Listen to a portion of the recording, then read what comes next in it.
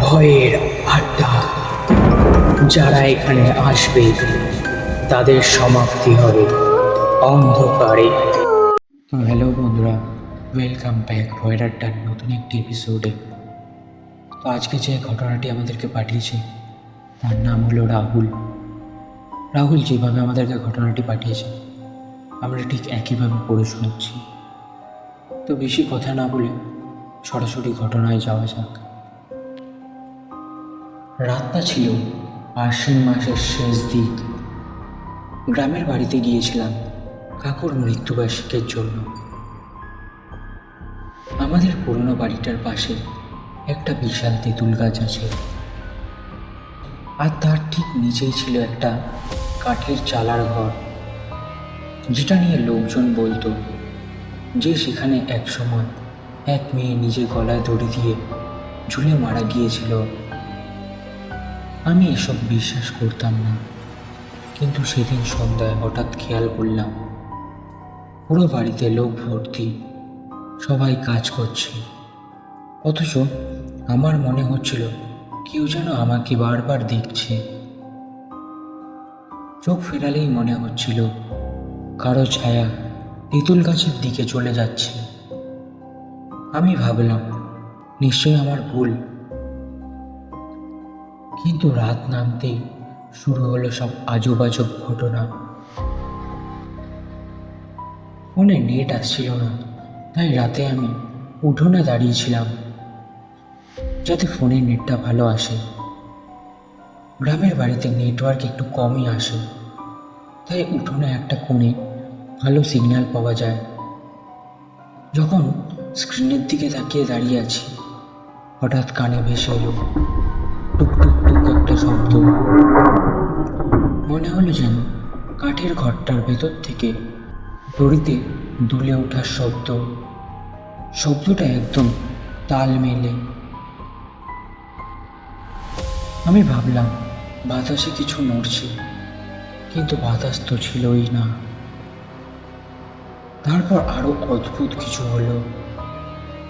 আমার ঠিক পাশ দিয়ে হঠাৎ ঠান্ডা একটা হাওয়া বয়ে গেল, এত ঠান্ডা যেন কেউ কানে মুখ রেখে ফু দিল।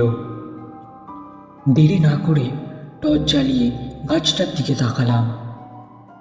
টর্চের আলো গাছে পড়তেই দেখি কেউ দাঁড়িয়ে আছে। না, দাঁড়ানো না, যেন কেউ ঝুলে আছে। আমি নিজের চোখকে বিশ্বাস করতে পারলাম না।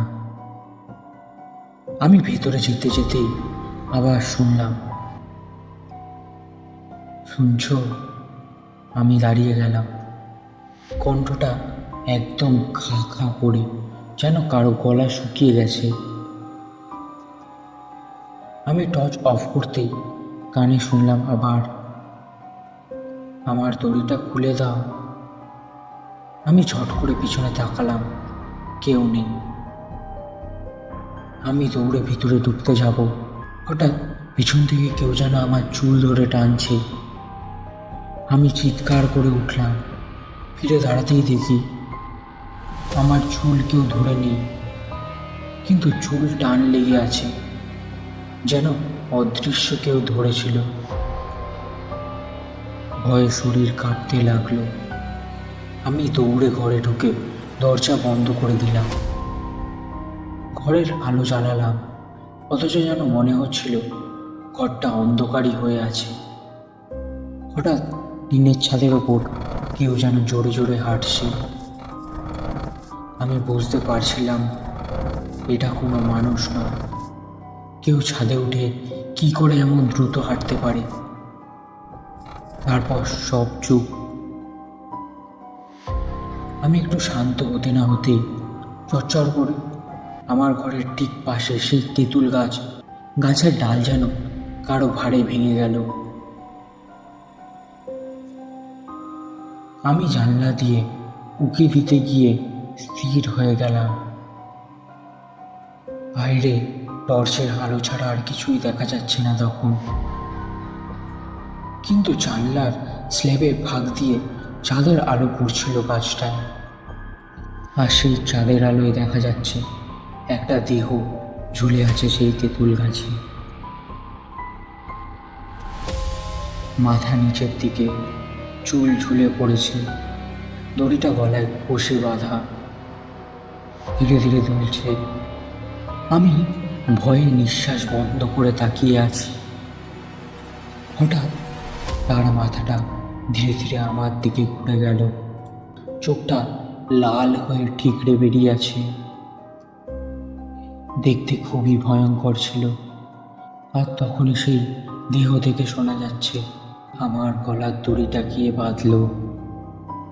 আমার হাত পা ঠান্ডা, দৃষ্টি সরাতে পারছি না। হঠাৎ সে ধীরে ধীরে তুলে সামনে এগোতে লাগলো। দড়িসহ পুরো ঝুলন্ত দেহটা কাছ থেকে ছিটকে বেরিয়ে হাওয়ায় আমার জানলার দিকে উড়ে আসতে লাগলো। তার মুখটা জানলার কাছে এসে একদম চওড়া একটা হাসি দিল, একটা বিকৃত হাড় ভাঙা হাসি, আর বলল, এবার তোর পালা, দড়িটা নে। দেখলাম তার শুকনো হাত জানলার ফুটো দিয়ে ঢুকে আমার গলা ধরার চেষ্টা করছে। আমি দরজা খুলে বাইরে দৌড়ে যাব, কিন্তু দরজা খুলতেই দেখি উঠোনে কেউ দাঁড়িয়ে। অস্পষ্ট আলোয় সাদা ধুতি পরা এক বৃদ্ধ। আমি অসহায়ভাবে বললাম, বাবা বাঁচান প্লিজ। বৃদ্ধ শান্ত গলায় বললেন, দৌড়াবি না, পিছন দিকে তাকাস না, যেদিকে আলো জ্বলছে সেদিকে হাঁট, আর কোনোভাবেই পেছনে তাকাবি না। আমি ভয়ে কাঁপতে কাঁপতে তার কথা মতো হাঁটতে লাগলাম, কিন্তু চলতে চলতে মনে হলো পিছন থেকে কারো ফিসফিসানি। ফিরে দেখ, আমি পড়ে গেছি, আমার দড়িটা ছিঁড়ে গেছে। আমি কান বন্ধ করে দৌড় দিলাম। বাড়ির বারান্দায় পৌঁছে যখন দরজা বন্ধ করলাম, পিছনে তাকাতেই দেখলাম কেউ নেই, শুধু দড়িটা মাটিতে পড়ে আছে, আর গাছটার ডালটা এখনো দুলছে। যে বৃদ্ধ আমাকে বাঁচালেন, পরের দিন জানতে পারলাম ওই মানুষটা 12 বছর আগেই মারা গেছেন।